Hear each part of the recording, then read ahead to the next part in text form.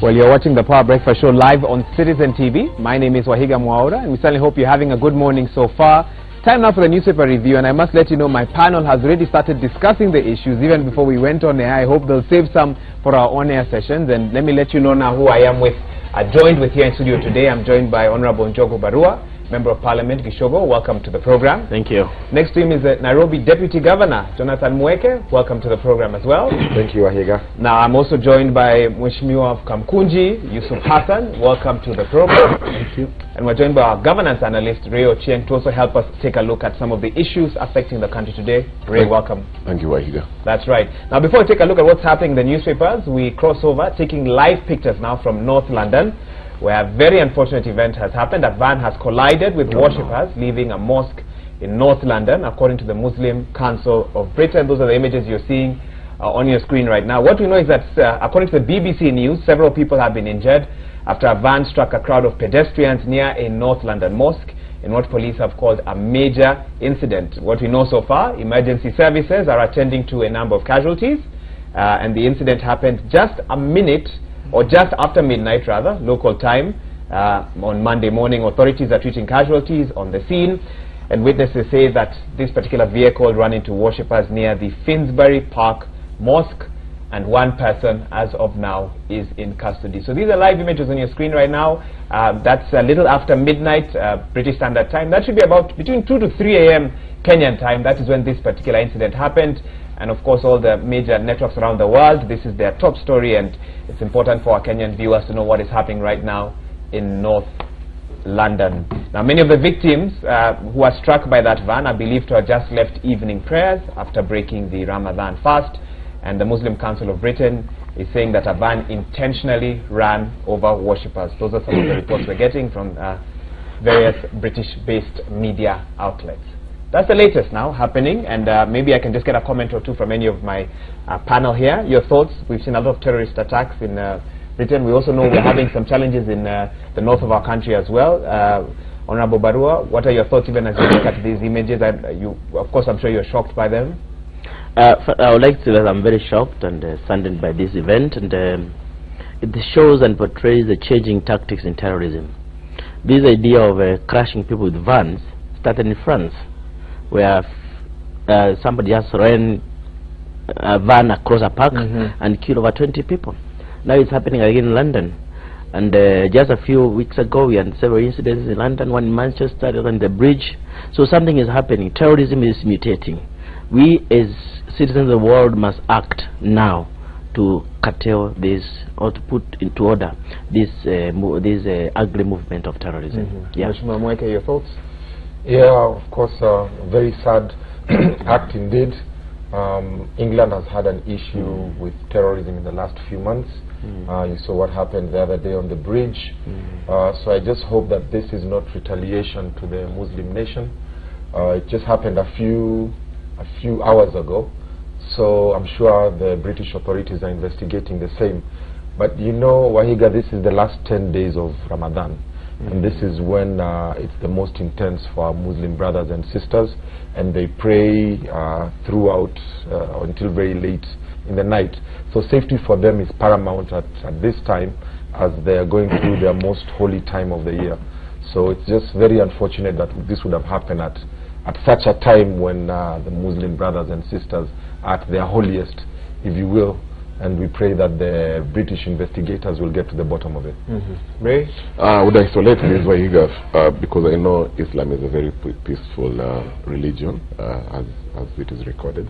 And what I know in terms of, there's a lot of socio-economic tensions across the globe, and shifting policies, America, Europe. So terrorism is a global challenge, and I agree in terms of this, those tensions now arises in people doing such unlawful act. In fact, it'll be Honorable Hassan, just your response to the images that we're seeing on our screen.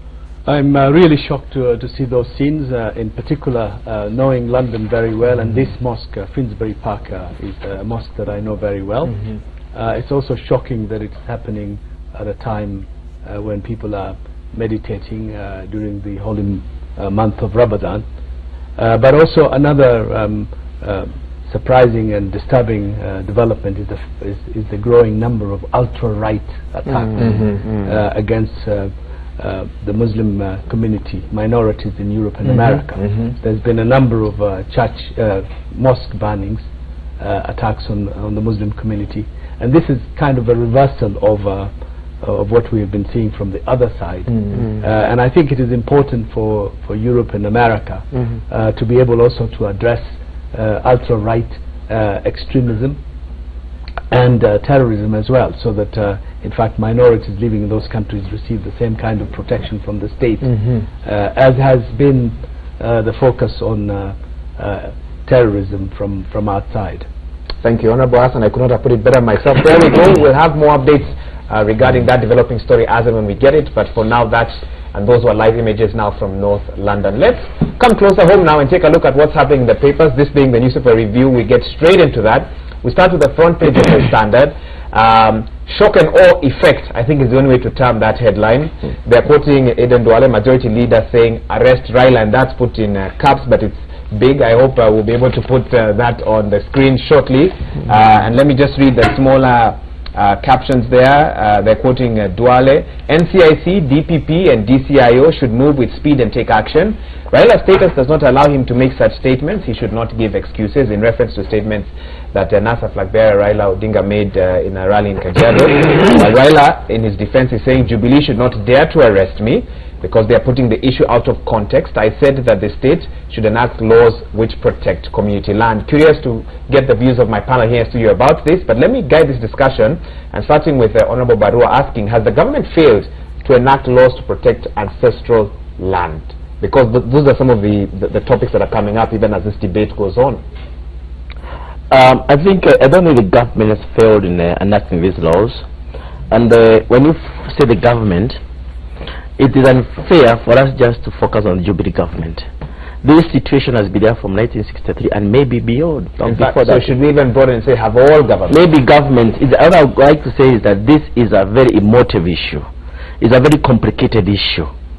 It's actually historical, and coming up with laws that satisfy everybody is difficult. I've been in Parliament for the last 4 years, and these issues of land, whenever they arise, there is always a big problem. People take sides. If it's a Maasai and their community land, that's their issue. If you go to the coast, they take down position. Some people feel cheated that they don't have as much land as others. And for us to come as a compromise is really a difficult thing. And it's not a Jubilee issue, it's a Kenyan issue. And we have to address this together. We need to have these laws in place so that you can have to live in peace. Because when this issue of Raila, I saw the clip in the social media. And when you're saying that, I think what I got to write,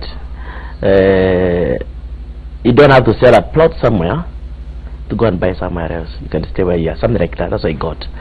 And just by making that statement, he ignited the whole nation, because people are pregnant with expectation on the issues of land. Touch the issue of land, you open up everything else. What would you say to those who feel that his comments were more about locals being quote-unquote cheated out of their land? What I would like to say, that is what some school of thought is suggesting. They are saying that the idea is to make the locals in Kajiado, especially the Maasai, to feel cheated so they can vote for NASA.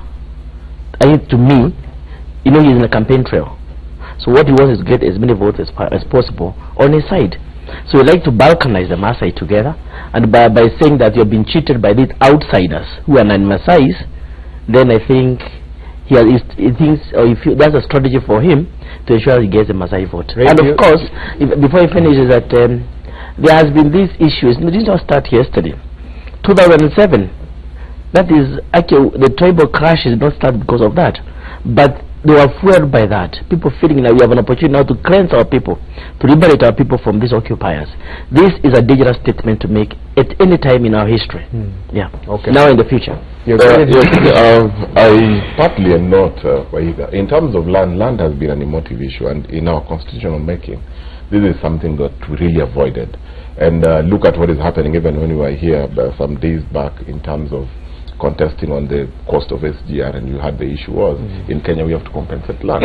So I really agree that it's not only a Jubilee issue. It's something that as a nation we really tried. We have really tried to avoid, even by the time that we are bringing the National Land Commission, which right now you've seen is a toothless dog trying to grapple with their last life, but not really bringing that impact.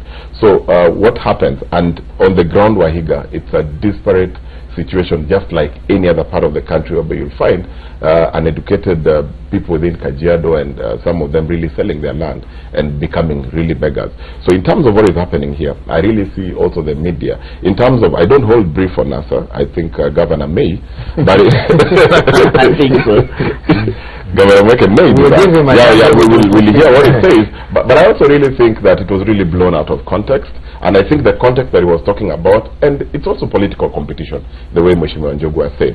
You've said that we want to take a break from these 40-something days that we have. Because even offline here, it was so hot that by the time you were starting, I was almost running away. Let me quickly read on page 6 of this same paper, which is where the main story is. The headline, of course, is to draw you into the page 6. The government will take action against opposition leader Raila Odinga if investigations establish that he incited the Maasai community against outsiders. At a rally in Kajiado last week, Interior Cabinet Secretary Joseph Nkaiseri has warned. Meanwhile, just a little bit down in that same passage, Raila explained that his comments were directed at the government, which he said had failed to enact laws to protect communal land, and took issue with Jubilee leaders for taking his comments out of context for political mileage. Mheshimiwa Mweke, your thoughts? Was he misquoted? And Ray has made some allegations towards you. I hope he made a mistake. No, he has not. He definitely has not made a mistake. Give us a party. But you see, the former Prime Minister has been very clear. Yeah, it was out of context. He was talking about this land issue in the context of poverty, and you've seen what happens when people are so desperate and they have no food, they have no jobs, but they have a piece of land somewhere that they've been left for by their parents or their great-grandparents. What they do is they sell it. So that's been a problem with the Maasais. Now land is very important to the Maasais because they are pastoralists and they graze. So it's a livelihood for their cattle and themselves. So when you take land away from them, then they have nowhere to graze. Then they have to go grazing in areas like Laikipia and those other places and begin to get those tensions that you saw happening when they invade people's farms. So what the Prime Minister was saying really is, listen, we know you guys have been made so poor because of the mismanagement of this economy by the Jubilee government, and your poverty has led you to sell your ancestral land and left you in problems. When we come into power, we'll make sure that we empower you so you don't have to sell your land because of poverty. Has the sale of land in Kajiado only happened during the reign of Jubilee? No, it has not. It's been continuous, but it's been exacerbated now. That's why you saw conflicts a few months ago with them. The pastoral community is going to look for pasture in other people's lands. That created a conflict with conservationists and so on and so forth. So I think it was taken out of context. But Wahiga, what's important, if you just give me a few more seconds, what's important is, why is this screaming? This is screaming because when the opposition, read NASA, says something, whether it's been taken out of context or misquoted or whatever, the entire system, the CID, the NCIC, Nkaiseri with his internal ministry and so on, jump and want to take us to the slaughterhouse. But on the other hand, Mandago just a few days ago said something about Kalenjins and non-Kalenjins in Uasin Gishu. Nothing. Moses Kuri has been calling for the death of very senior politicians. Nothing. So it's the selective justice that we are seeing that's causing this kind of screaming headlines. Honorable Hassan, are we seeing selective justice in this country? Absolutely not, and nobody is above the law, and I think that's what surprises me as far as the Deputy Governor is concerned, is that when another person deliberately breaks the law or has a reason to be questioned by the authorities, then it is a crime. But I just wanted to go back a little bit to this story, in the sense that we are talking about communal land, emotive issue like land, historical injustices that have happened during the colonial period and has been carried over through to 50 years of independence. Look at what the leader of the opposition is said to have said is quite disturbing, given that we are at an election time. That any issue on land, because of the sensitivities, and given the fact that many of our conflicts, 1992, 1997, 2008, all erupted on the pretext of land and land ownership. And therefore I would have thought, being an experienced leader, he would be very careful in what he says in terms of those issues at a politically sensitive time as we are now. But if you look at that, he has been in government. He was in the Moi government. He was a cabinet minister in the Moi government. He's been a legislator in parliament for over 20 years. Yeah. He was the prime minister before this government. And since land allocation, land buying is a process, surely he could have had an opportunity to do something about that during the period that he was in power, which completely clearly indicates he's not truthful to the people of Kajiado when he says that he will change that when he becomes the leader of this country. The other thing is that in the case of many places like Kajiado, it's a willing buyer, willing seller. Is anyone suggesting that the people of Kajiado are so stupid that they will be giving their land away because of a government policy? You know, this is an individual selling his land to a willing buyer. What has the Jubilee government to do with that? I think that is unfortunate. What has been said is unfortunate. The perception that has been created is that the leader of the opposition presidential candidate, is inciting the public. He's calling for tantamount to ethnic cleansing. So the best thing for the leader of the opposition is to apologize and clear this matter rather than blaming Jubilee for something that is not responsible for. I know, man. I think I'll give you a chance to respond, and I'll give you Baru also a chance to chip in. Yeah, I just want to correct my friend from Kamkunji that the Prime Minister, when he was in government, was instrumental in the formation of the Truth, Reconciliation and Justice Report, TJRC, that went in and looked at all historical injustices since independence to date.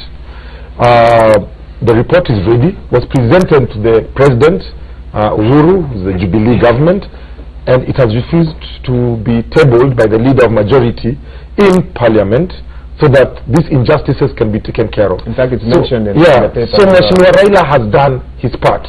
The Jubilee government have not done their part. And that's why at the late, and may God rest his soul in peace, Ntimama's funeral, Mheshimiwa Raila said, please implement the TJRC report so that we can take care of these historical injustices. What's the NASA strategy, should they win, come over, stay, to finally deal with the issue? Unlikely.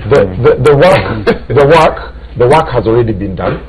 You just need to table the report in Parliament. Okay. And then, because land is an extremely emotive issue and you don't want to open up wounds, you'll say, okay, fine, there are injustices that were done. We are sorry. Those that cannot be corrected, let bygones be bygones. We forgive and we forget and live together. Those that can be corrected, be corrected. And we saw this work extremely well with Nelson Mandela in South Africa. So it can be done. But we just need that justice feeling of people who've been wronged. And some of the wrongdoings is invasion of ancestral land. So it sits there in the TJRC report. Work has been done, it's just the implementation. So for you feel implementation of that report will sort a lot of the challenges? A lot of the challenges. Honorable Barrow, do you agree? A lot of the challenges. I think first and foremost, I would like to correct my colleagues here that Raila Odinga is a presidential candidate. He is currently, according to our new constitution, is not the leader of majority, because he's not the opposition leader, because Nyenze is the official leader of the opposition in parliament. So I think when you refer to Raila Odinga as the leader of the opposition, you are giving you a benefit that does not deserve. What you know is Francis Nyenze, MP for Kitui, is the leader of the opposition in the house and outside. So Raila is just attempting to be president. I think on this issue of what Ray and Mweke have said that's taken out of context, I think it's not true. Raila is a serious politician. And in fact, I've heard these people say, if your Raila tells you that your wife is pregnant, please believe. Because whatever he says, you have done research. So I